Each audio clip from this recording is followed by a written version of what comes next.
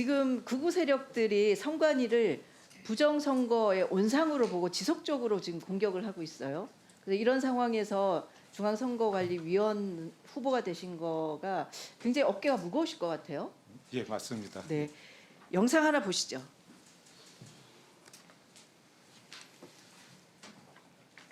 이 저기가 안 나오네요. 잠깐만 스톱 시켜주세요. 예. 소리가 안 나오는데요. 소리를.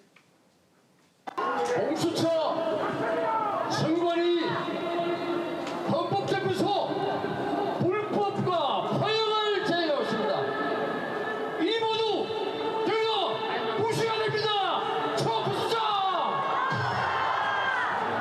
네, 불법을 자행하는 선관위를 처부수자고 얘기하시는 분이 지금 국민의힘 현역 의원이세요. 네, 한숨밖에 좀 안 나오는데요. 중앙선거관리위원 후보자로서 선관위 까부셔야 된다 하는 저 발언에 대해서 어떻게 생각하시나요? 적절하지 않은 발언이라고 생각을 하고 있습니다.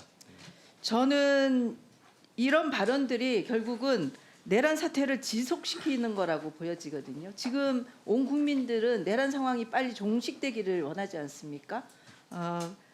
저는 그렇게 생각하는데 후보께서는 어떻게 생각하세요? 저도 거기에 동의합니다. 네, 이 발언들은 더 이상 하면 안 되겠죠, 그죠? 예, 더군다나 그렇습니다. 국회의원으로서 헌법기관을 까부수자라고 얘기하는 게 말이 안 되지 않습니까? 그렇게 생각하시죠? 예, 그렇습니다. 네, 본격적으로 질문하겠습니다. 후보님, 영국 시사주간지 이코노미스트가 있어요. 거기 산하기관에 이코노미스트 인텔리전스 유닛이라고 있습니다. 거기서 매년 민주주의 지수를 발표를 해요. 혹시 아시나요? 오늘 처음 저건 네, 처음 네, 봤습니다. 제가 알려드리겠습니다. 이 5가지 지표로 점수를 매기는데요. PPT 보시면 2022년도에 24등, 2023년도 22등, 그리고 2024년도에 32등으로 전체 167개국 중에 그 32등으로 10단계나 지금 떨어졌거든요. 그래서 원래 이 점수가 8점 이상이면 완전한 민주주의 국가로 평가가 되고 있는데 실제 올해는 7.75점으로 결함이 있는 민주주의 국가로 내려갔습니다. 결국은 윤석열 정부 들어서 지속적으로 민주주의 지수가 하락하고 있다고 보여지거든요. 특히 정치 문화 부분을 보시면 이 정치 문화가 민주주의에 대한 사회적 합의를 평가하는 항목인데 보시면 7.5에서 5.63까지 내려갔습니다. 굉장히 심각한 상황이라고 보여지죠. 그렇죠? 예. 네. 다음 PPT 봐주세요. 근데 재밌는 게요. 이 지표 중에 선거 과정과 다원주의라는 지표가 있는데 전체 순위가 24등, 22등, 32등으로 내려가도 이 지표 부분만은 점수가 9.58로 굉장히 높은 점수를 기록하고 있습니다. 이 지표는 선거가 자유롭고 공정한지 평화로운 선거가 이루어지는지 선거에 따른 권력 이양이 질서 있게 이루어지는지를 점수로 환산한 건데요. 부정선거에 경도돼서 비상계엄도 하고 그리고 선관위에 군대도 보낸 윤석열 정부에서 그 다른 데는 다 지수가 민주주의 지수가 내려갔는데 유독 집권기간의 선거에서는 문제가 없다는 것을 이것은 국제사회가 증명해 준 거라고 저는 생각하거든요. 어떻게 생각하십니까? 뭐 수치가 어느 정도 위치에 있는지는 제가 지금 잘 알 수는 8점 없는데 이상이면 굉장히 좋은 그렇습니까? 점수고요. 10점 만점이니까 9.58이면 굉장히 높은 점수죠. 그래서 저렇게 수치가 나왔다면 그 수치가 갖는 의미 그대로 받아들이는 게 맞다고 그리고 선거 생각합니다. 과정에 특별한 문제가 예, 없다는 없다고, 것을 예, 그렇습니다. 국제사회가 인정해 예, 준 거죠. 예. 근데도 부정선거 주장하는 사람들이 없어지지가 않아요. 특히 그 여러 가지 얘기를 하는데 선거 과정에서 투표지 분류기 해킹 의혹을 제기하는 분들이 있습니다.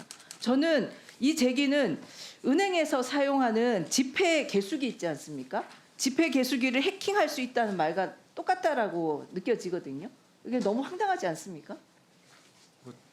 저도 그 언론 보도나 그걸 통해서 들은 거로는 그 외부와 연결돼 있지 않기 때문에 네. 단순히 그 계산하는 기계에 숫자 계산하는 기계에 불과하다 그렇게 알고 있습니다. 그렇죠. 21대 총선에서 126건의 부정선거 관련 소송이 있었어요. 판결이 어떻게 났는지 아시죠? 아마 인용된 건 하나도 없는 네, 것으로 알고 있습니다. 없습니다. 22대 총선에서도 전산 조작이 있었다고 고발장이 접수됐는데 지난 8월에 경찰에서 무혐의 종결 처리를 했습니다. 예. 선관위 전산 시스템 해킹과 조작의 무방비라는 주장도 허황된 주장이라고 아까 금방 말씀하셨어요. 네, 그렇습니다. 네. 근데 부정선거에 대해서 계속 얘기를 하고 있는데 지금 그 동영상 하나 더 보시죠. 부정선거를 확신해서 말씀하시는 건지 아니면 선거 시스템을 좀 들여다봐서 이상이 없는지 살펴보자 이런 쪽입니다. 어느 쪽입니까?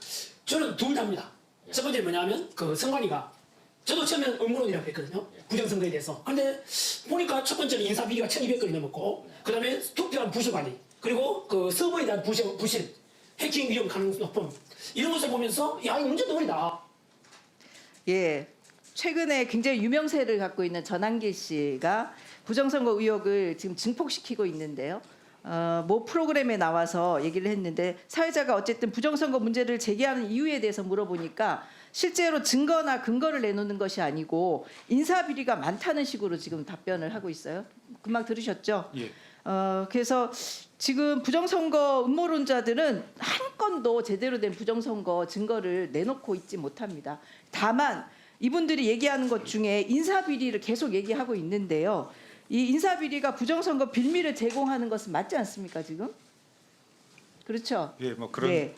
그 선관위 인사비리로 청년들에게는 상대적 박탈감과 분노감을 안겨줬고요. 채용 비리가 다시는 일어나지 않도록 하기 위해서 아까 뭐 사무처장도 말씀하시고 여러 말씀을 하셨는데 우리 후보께서 이 부분에 대해서 특단의 조치를 해주셔야 될 것 같은데 어떤 각오를 하실 건지 한 말씀 해주시죠. 뭐 아까도 말씀드렸지만 이미 이제 벌어진 일에 대해서는 거기 상응하는 엄정한 처분이 있어야 된다고 생각을 하고 있고요. 앞으로는 절대 그런 일이 없도록 그 조직 운영의 어떤 객관성을 확보해야 될 것 같고요. 또 내부 자정 기능은 물론이고 외부에 의한 감독 통제 기능도 강화해야 된다는 생각입니다. 예. 저는 벌어진 일을 어떻게 처리하느냐가 결국은 앞으로 채용 비리에 대해서 어떻게 단호하게 얘기할 것인지 드러낸다고 생각합니다. 예, 그건 맞습니다. 저도 동의하고 그 말은 맞다고 생각합니다. 제가 예. 지금 참고인들 자식들 채용할 때는 아빠 찬스를 쓰고 부정 채용으로 사표를 내야 될 시점에서는 본인들의 의사를 운운하는 것에 대해서 국민들은 굉장히 분노한다고 보여집니다. 자진해서 사표를 내야 되고요. 부정 채용한 사람들은 반드시 쫓아내야 된다고 생각합니다. 그 부분을 엄중하게 해주시기 바랍니다. 예, 잘 알겠습니다.